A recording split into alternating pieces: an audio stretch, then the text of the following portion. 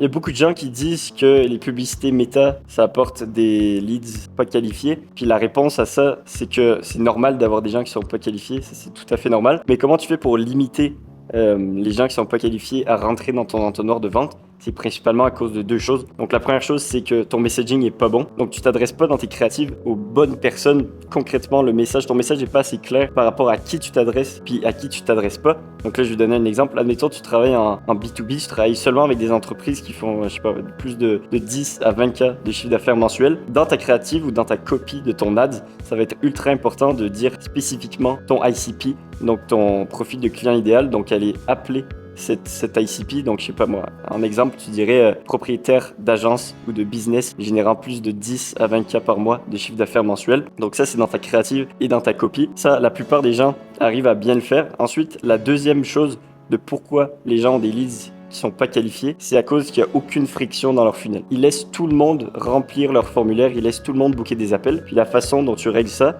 c'est de rajouter de la friction sur la partie formulaire directement après ta publicité. Au lieu de demander juste nom, email, numéro de téléphone, tu vas demander des questions de qualification par rapport à leur business. Donc là, si je prends l'exemple de tout à l'heure je travaille seulement avec des entreprises qui font 10 à 20 000 euros de chiffre d'affaires, je vais demander dans les questions, dans mon formulaire, combien de chiffre d'affaires en ce moment vous faites en moyenne par mois. Puis là, la question, ça va être un choix multiple, donc je sais pas, entre 0 et 10 000, 10 000 et 20 000, puis 20 000 et plus. Donc là, tu peux faire en sorte que les gens qui mettent entre 0 et 10 000, tu les disqualifies. Comme ça, Meta enregistre seulement les leads qui font entre 10 et 20 000, puis 20 000 et plus. Comme ça, Meta s'entraîne seulement sur la data des leads qui sont qualifiés, donc il va comprendre, ok, les gens qui répondent ce genre de questions, qui répondent qu'ils font entre 10 et 20 et 20 000 par mois et plus, Meta va s'entraîner seulement sur ce type de personnes, puis il va savoir, ok, ce type de personnes-là, c'est des gens que l'annonceur, donc toi, veut attirer, donc je vais aller chercher plus